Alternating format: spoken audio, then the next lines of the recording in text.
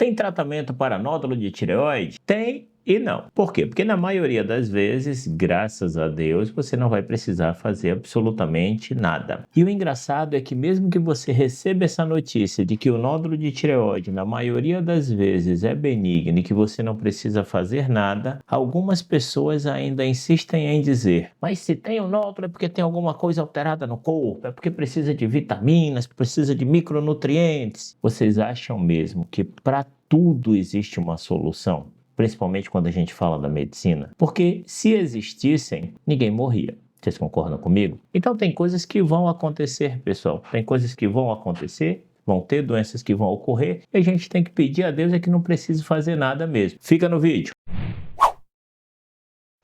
Eu sou o Dr. Márcio Fernandes, cirurgião geral e cirurgião de cabeça e pescoço. Esse canal é destinado ao mundo da cirurgia. Então, o que é um nódulo de tireoide? Pessoal, especificamente o nódulo de tireoide é quando se formam células amontoadas num determinado lugar da tireoide que pode ou não ter cápsula, mas aquela parte específica daquelas células que se juntaram, ela tem uma estrutura diferente da carne da tireoide. Então, consequentemente, quando o ultrassom se projeta naquela região, você percebe que ali tem uma área nodular, como eu estou mostrando para vocês, que é totalmente diferente do tecido da tireoide. E quando o colega está fazendo o ultrassom, essa estrutura nodular, ele consegue caracterizar através da ecogenicidade do ultrassom, ou seja, o padrão de imagem, se ele é mais claro, se ele é mais escuro, se ele é da mesma cor da tireoide, que já são indícios que servem para a gente caracterizar o risco desse nódulo. E esse nódulo vai se formar justamente por essa proliferação celular, ou por acúmulo de colóide, que é um líquido que tem dentro da célula folicular da tireoide. E isso pode ocorrer, pessoal, por uma série de coisas, por falta de iodo, por excesso de iodo, predisposição genética,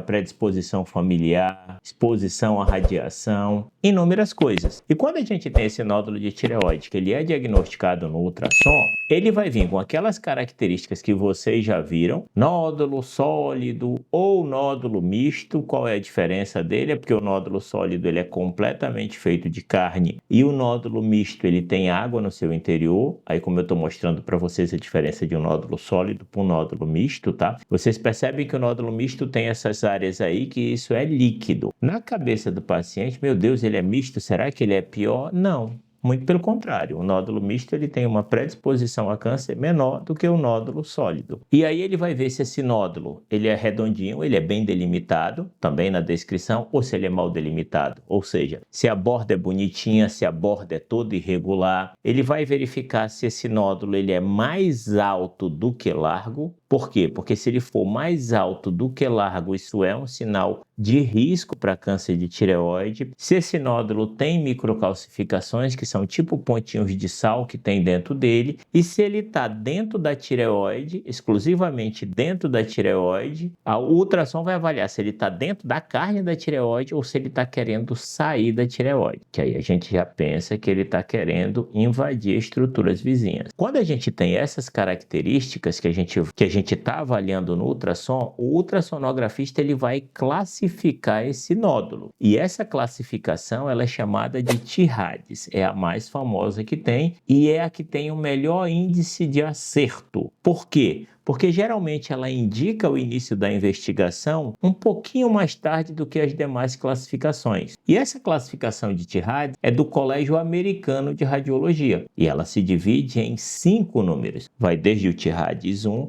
até o TIRADS 5. Quanto mais pontos o nódulo tem, de acordo com aquelas características que eu falei, maior vai ser o seu TIRADS. E de acordo com essa classificação do TIRADS, a gente tem uma noção da suspeita de câncer, ou seja, da chance que esse nódulo tem de ser de câncer, de acordo com o TIRADS, e é a partir dele que a gente sabe quando indicar a punção. Porque, por exemplo, TIRADS 1 não tem por que puncionar, não importa o tamanho. TIRADS 2 não funciona. TIRADS 3 só funciona a partir de 2,5 cm.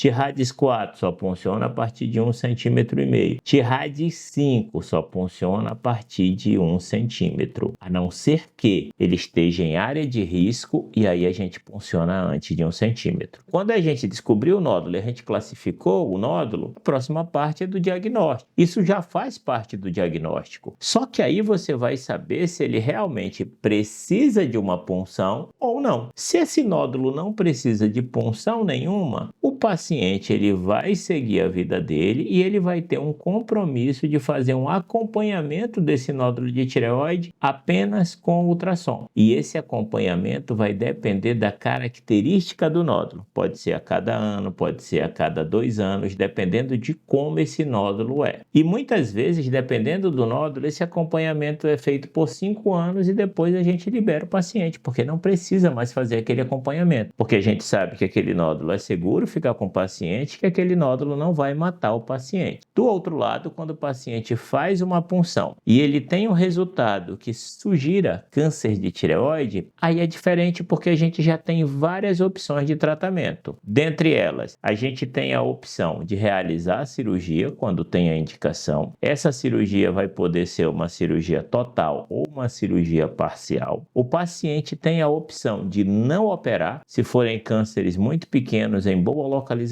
de acordo com os fatores de risco do paciente, a idade e a questão de vontade do paciente. Não é todo mundo que tem essa possibilidade de acompanhar. Já existe a possibilidade de ablação desse nódulo cancerígeno quando eles são pequenos, apesar de ser uma coisa que ainda não está tão sedimentada no consenso médico. E quando o paciente recebe aquela punção com o resultado benigno, que foi preciso fazer a punção, mas ele recebeu o resultado benigno, na maioria das vezes um nódulo benigno de tireoide ele não tem necessidade de tratamento. Agora, digamos que esse nódulo benigno seja um nódulo hiperfuncionante, ou seja, aquele nódulo, as células daquele nódulo decidiram produzir uma quantidade exagerada de hormônio de tireoide. Tem uma doença específica disso. E aí o paciente entra em hipertireoidismo justamente pela produção exagerada daquele único nódulo. E aí você tem que tratar efetivamente aquele único nódulo, que você pode usar a ablação para isso. A radioablação vai lá, queima aquele único nódulo que está gerando aquela autonomia, aquele excesso de hormônio, e ele já é tratado, mesmo que seja um nódulo benigno. Os nódulos benignos mais volumosos que também incomodam o paciente para engolir, para respirar ou que tenham alteração estética, ele também pode ser tratado com radioablação. Em algumas situações, dependendo do volume, quando não existe a possibilidade de realizar a ablação, é indicada a cirurgia. Lembrando, pessoal, que não existe medicação para nódulo de tireoide.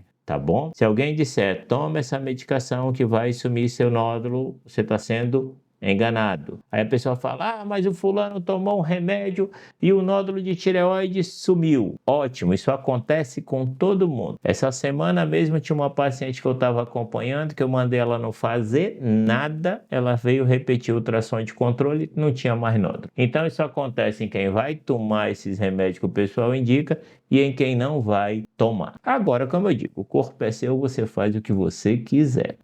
Então, pessoal, de modo geral, é isso. Apesar de causar uma ansiedade absurda, justamente porque ele está dentro da tireoide, o que vocês têm que pensar é que quando a gente faz uma avaliação correta, prudente, e a gente fala para o paciente que ele pode fazer o acompanhamento do seu nódulo sem grandes problemas, é porque a gente sabe que a margem de segurança é grande e que a gente não vai colocar aquele paciente em risco. Cuidado e desconfiem de condutas muito práticas, muito elaboradas ou muito mágicas, pessoal. A medicina geralmente ela não é assim. Menos é mais. Então, quanto menos a gente mexe com o corpo da pessoa, mais aquela pessoa se beneficia. Se esse conteúdo foi útil, considere a possibilidade de se inscrever em nosso canal. Completamente gratuito, eu ganho a presença de vocês e vocês recebem vídeos quase diários, pessoal. Não esqueçam do Instagram, lá eu abro caixinha de perguntas continuamente e tenho um contato mais próximo com vocês, tá bom? Um abraço no coração, fui!